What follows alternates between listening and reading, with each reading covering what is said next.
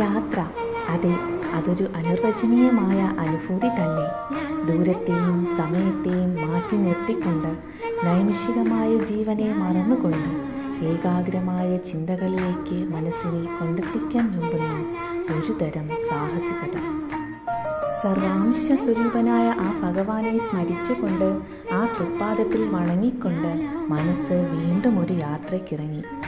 ത്രിസന്ധ്യാനേരത്തെ ഭഗവാന്റെ ശീവേലി കണ്ടു തൊഴുത് കണ്ണിലും മനസ്സിലും ആ നൈർമല്യത്തെ നിറച്ചുകൊണ്ടായിരുന്നത്രേ യാത്രയുടെ തുടക്കം. പദവിയും പെരുമയും മാറ്റി നിർത്തി ഒപ്പം കൂടിയവർ കളിച്ച് ചിരിച്ചുകൊണ്ടേയിരുന്നു, കുട്ടികളെപ്പോലെ. അതെ, ഞങ്ങളും വീണ്ടും തിരികെ ബാല്യത്തിലേക്ക് വന്നിരിക്കുന്നു.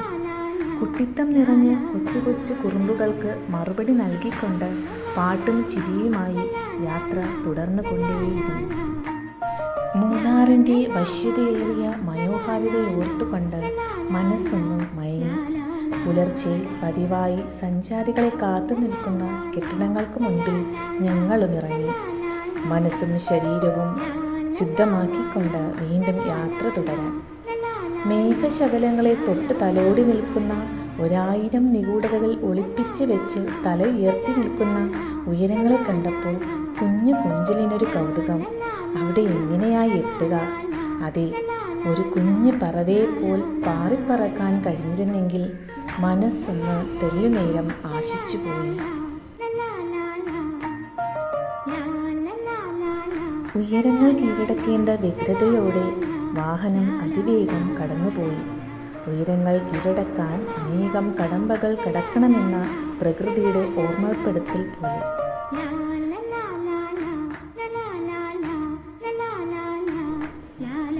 വരയാടുകൾ മേയുന്ന ആ മലഞ്ചെരിവ് കാണാൻ മനസ്സ് തിടുക്കപ്പെട്ടുകൊണ്ടേയിരുന്നു.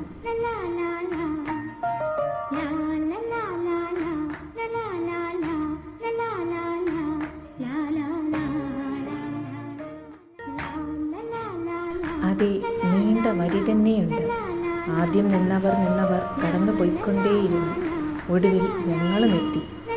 അപ്പോഴേക്കും പ്രകൃതി അതിൻ്റെ വശ്യതയാർന്ന സൗന്ദര്യം കൊണ്ട് ഞങ്ങളെ ആകെ കീഴ്പ്പെടുത്തിക്കളഞ്ഞിരുന്നു.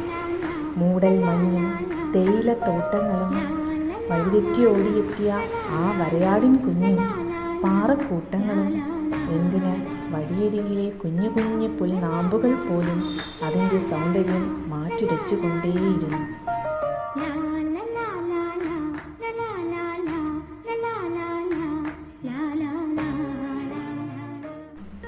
മനസ്സിനെ ത്രസിപ്പിക്കുന്ന ഈ സൗന്ദര്യത്തെ ആസ്വദിക്കാനായി മഴ അവൻ്റെ നനുത്ത വിരൽ കൊണ്ട് അവളെ മെല്ലെ തലോടിയോ. കുണുങ്ങിച്ചിരിക്കുന്ന അവളുടെ കൊഞ്ചലിനൊപ്പം അവനും പെയ്തിറങ്ങി. പക്ഷേ അവ ആഴ്ന്നിറങ്ങിയത് ഞങ്ങളുടെ ആത്മാവിലേക്കായിരുന്നു. മനസ്സിനെയും ശരീരത്തിനെയും ഒരുപോലെ കുളിരണിയിച്ചുകൊണ്ട് മനസ്സിൻ്റെ ഉള്ളറകളിൽ ഉറങ്ങിയിരുന്ന ആ നിർമ്മല ഭാവത്തെ പുറത്തേക്കെടുത്ത പ്രകൃതീശ്വരി, നിനക്കെങ്ങനെയാണ് നന്ദി പറയുക? തിരികെ മടങ്ങുമ്പോൾ മനസ്സ് വെമ്പൽ കൊണ്ടേയിരുന്നു.